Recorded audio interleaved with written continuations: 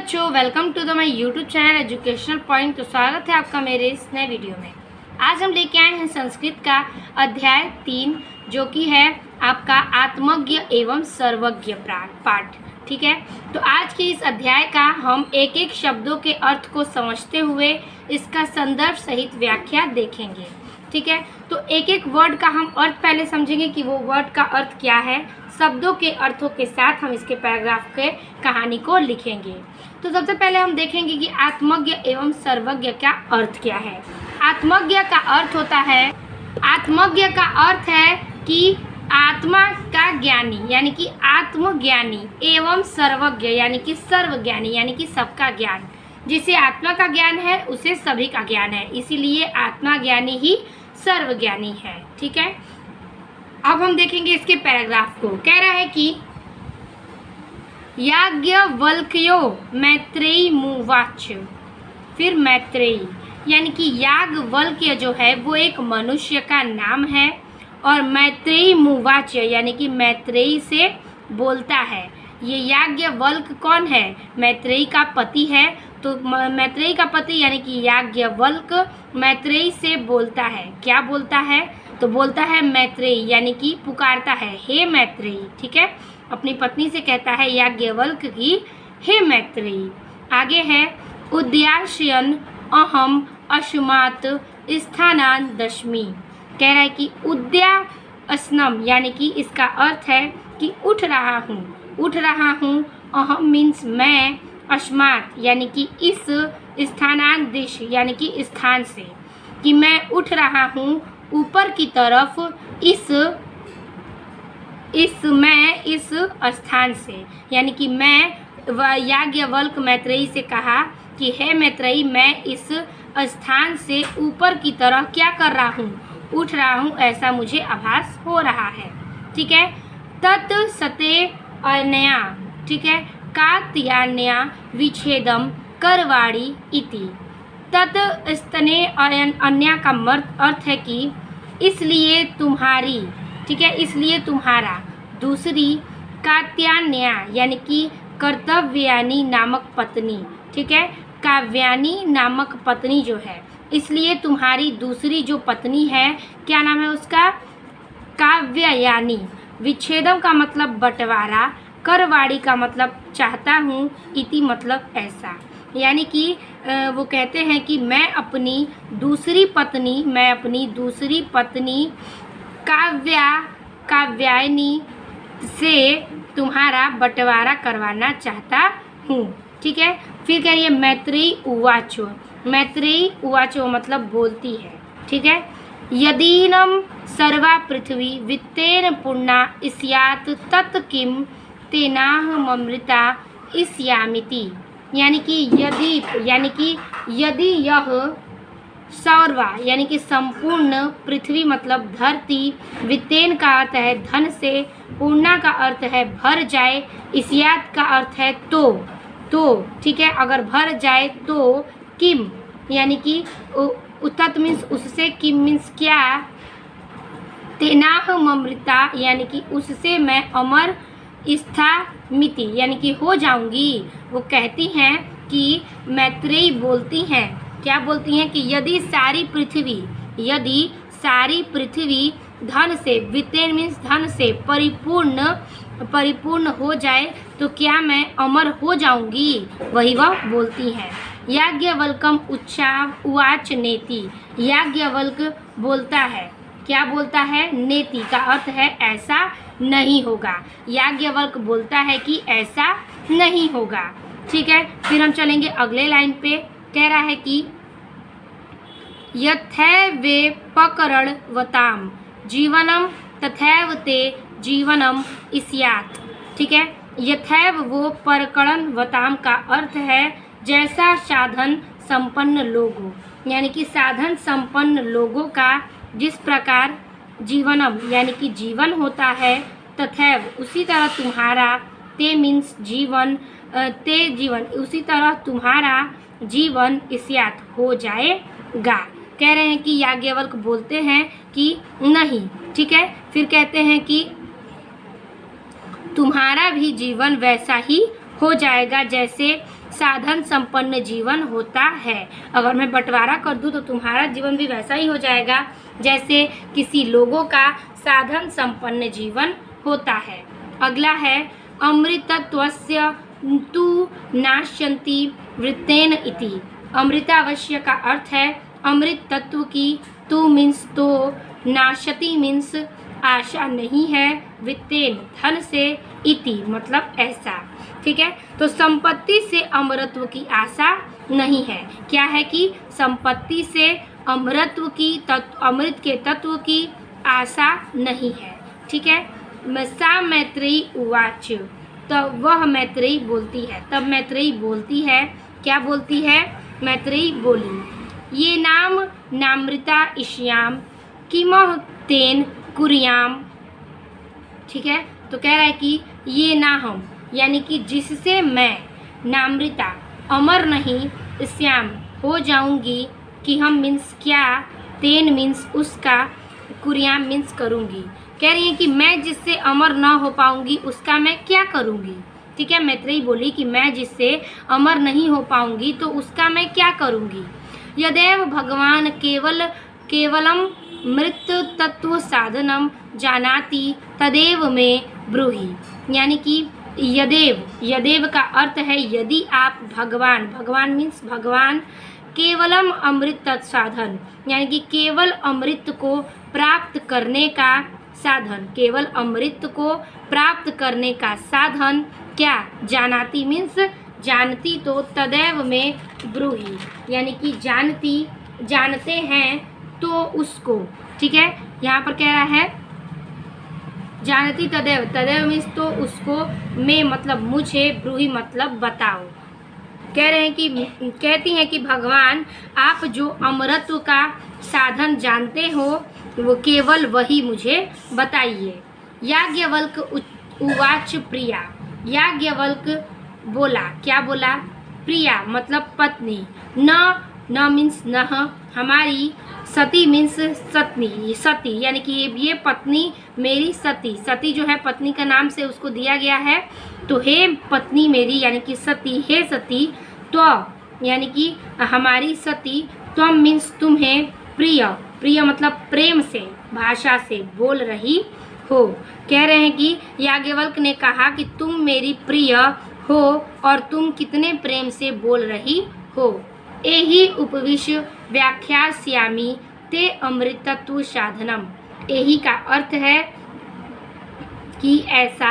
ठीक है, उपविशदम यानी कि वो कह रही हैं कि उपनिषदम मतलब कि बैठे। ठीक है, ये यही मतलब यहाँ पर बैठे। ठीक है, बैठे, उपनिविश मतलब बैठे, और व्याख्यास्मि यानी कि व्याख्या करता हूँ, ते मीन्स तुम्हें, अमृतत्व साधनम अमरता प्राप्त करने का साधन बताता हूँ। कहती हैं कि आओ बैठो प्रिय, मतलब आओ बैठो, मैं तुम्हें अमृत को प्राप्त करने की व्याख्या करूँगा, मैं तुम्हें वो अमृत को प्राप्त करने की बात को बताऊँगा, व्याख्या करूँगा। तो चलिए हम यहाँ से यहाँ तक का अर्थ देख लेते हैं, किस प्रकार से आपको लिखना है। समझा तो मैंने बहुत अच्छे से दिया है आपको एक एक वर्ड के साथ। तो हेडिंग बनाएंगे और इसका संदर्भ आएगा और हिंदी में अनुवाद, तो उसको हम लिखेंगे कि आपको किस प्रकार से लिखना है। कह रहा है याज्ञवल्क्यो, ये हेडिंग होगा, और लास्ट का वर्ड है अमृतत्व साधनम। ये हेडिंग करने के बाद हम संदर्भ और हिंदी का अनुवाद देखेंगे। तो इस प्रकार से हेडिंग कर लेंगे याज्ञवल्क्यो डॉटेड अमृतत्व साधनम। संदर्भ लिखेंगे कि प्रस्तुत गद्यांश हमारी पाठ्य पुस्तक संस्कृत दिग्दर्शिका में संकलित आत्मज्ञ एवं सर्वज्ञ नामक पाठ से अवतरित है। ठीक है, ये इसका संदर्भ है, यही संदर्भ आपको आगे भी लिखना है अगले पैराग्राफ में। हिंदी का अनुवाद हेडिंग करेंगे और लिखेंगे कि याज्ञवल्क्यो ने मैत्रेयी से कहा। क्या कहा? कि मैत्रेयी यानी कि हे मैत्रेयी। ठीक है, मैं इस स्थान यानी कि गृह आश्रम यानी कि अपने घर से ऊपर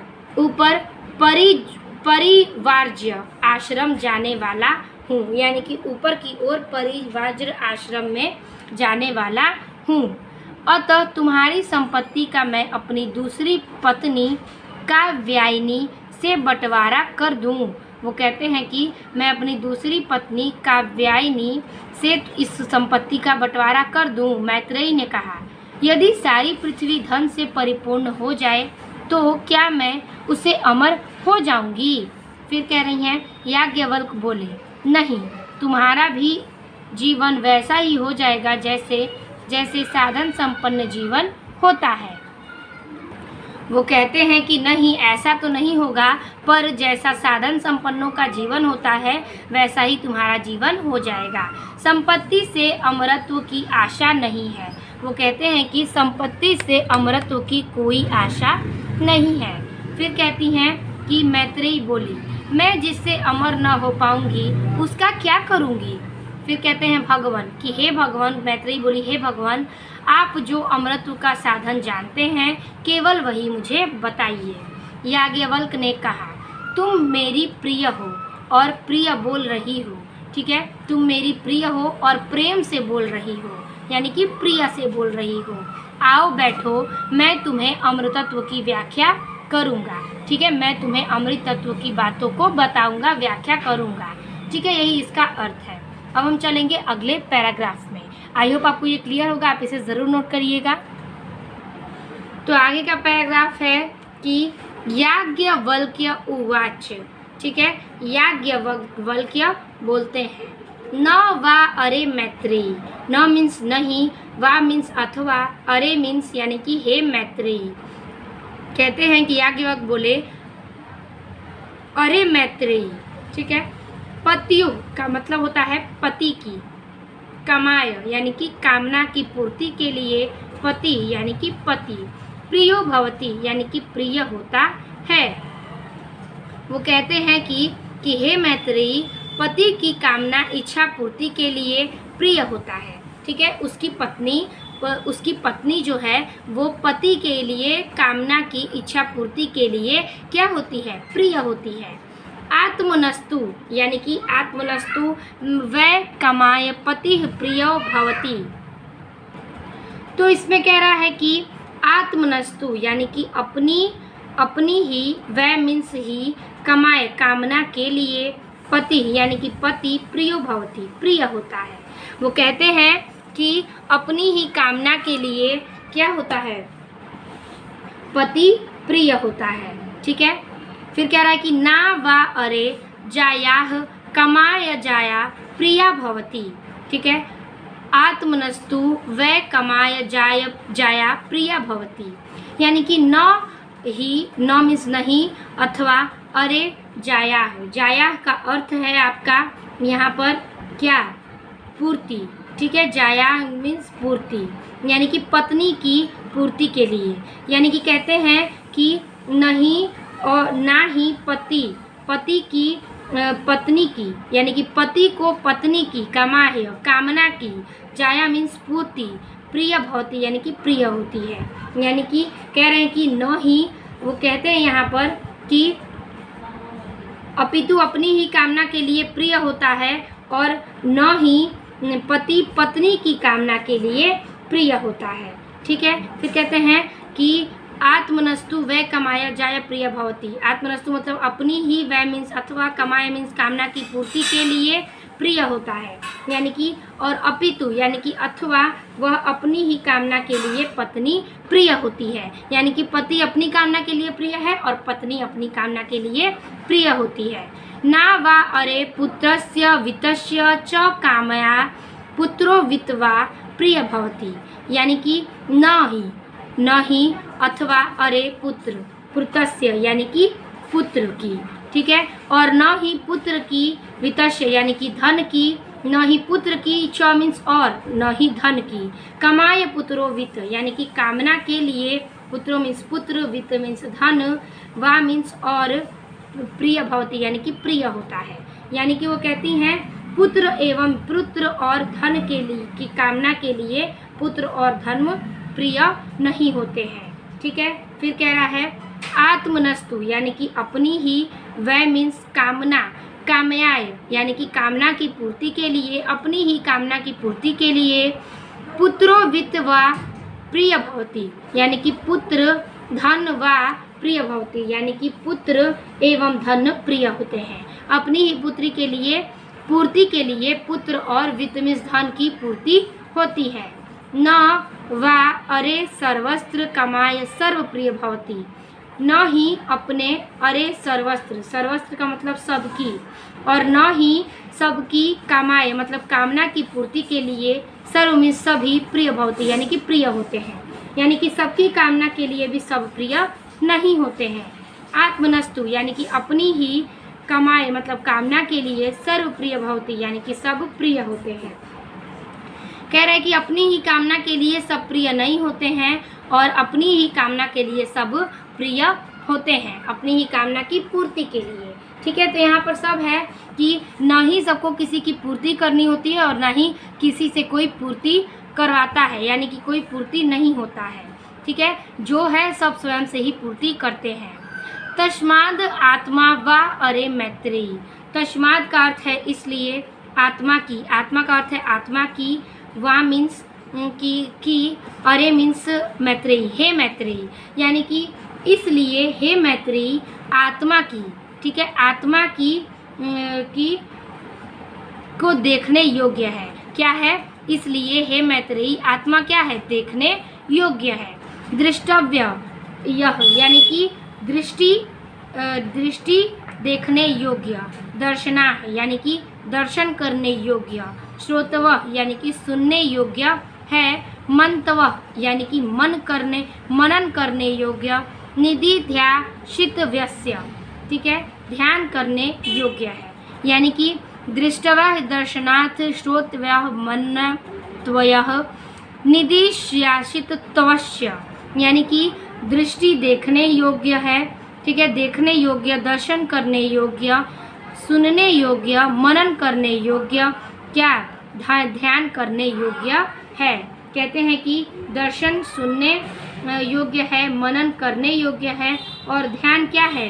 करने योग्य है। ठीक है, आत्मना खलु दर्शने इदम सर्वविदित भवति, आत्मना यानी कि आत्मा के, खलु मतलब केवल, दर्शनेन मतलब दर्शन के, इदन मीन्स यह, सर्व मीन्स सभी यानी कि सब कुछ, विद्युत मतलब ज्ञात हो और भवति मतलब हो जाता है। तो इसका अर्थ कह रहा है कि आत्मदर्शन से अवश्य ही सब ज्ञात हो जाता है। ठीक है, यही इसका आपका अर्थ हो जाएगा। तो मैंने आपको जिस प्रकार से बताया आपको सिर्फ वही लिखना है। हेडिंग कर लेंगे याज्ञवल्क्य उवाच डॉटेड विदितम भवति, हेडिंग करेंगे याज्ञवल्क्य डॉटेड विदित भवति, संदर्भ आपका पूर्ववर्त रहेगा। हिंदी के अनुवाद में लिखेंगे कि याज्ञवल्क्य बोले, अरे मैत्रेयी उसकी पत्नी पति की कामना इच्छा पूर्ति के लिए प्रिय होता है, इच्छा पूर्ति के लिए प्रिय होता है, अपितु अपनी ही कामना के लिए प्रिय होता है। न ही पति को पत्नी की कामना के लिए प्रिय होता है और अपितु अपनी ही कामना के लिए पत्नी प्रिय होती है। ठीक है, फिर आगे कह रहा है कि पुत्र एवं धन की कामना के लिए पुत्र एवं धन प्रिय नहीं होते, अपनी ही कामना के लिए पुत्र एवं धन प्रिय होते हैं। सबकी कामना के लिए सब प्रिय नहीं होते, अपनी ही कामना के लिए सब प्रिय होते हैं। इसलिए हे मैत्रेयी आत्मा ही देखने योग्य है, दर्शनार्थ सुनने योग्य है, मनन करने योग्य है तथा ध्यान करने योग्य है। आत्मदर्शन से अवश्य ही यह सब ज्ञात हो जाता है। ठीक है, तो इस प्रकार से हमने इस पैराग्राफ का हिंदी अनुवाद भी बता दिया, संदर्भ भी हमने बता दिया है। तो आप इसे नोट कर अपने कॉपी पे नोट कर लीजिएगा ताकि आपको समझने में आसानी हो। वीडियो अच्छी लगी हो तो लाइक कमेंट अपने दोस्तों को शेयर कीजिएगा और चैनल को सब्सक्राइब कीजिएगा। मिलते हैं आपसे अगले चैप्टर में, तब तक के लिए धन्यवाद।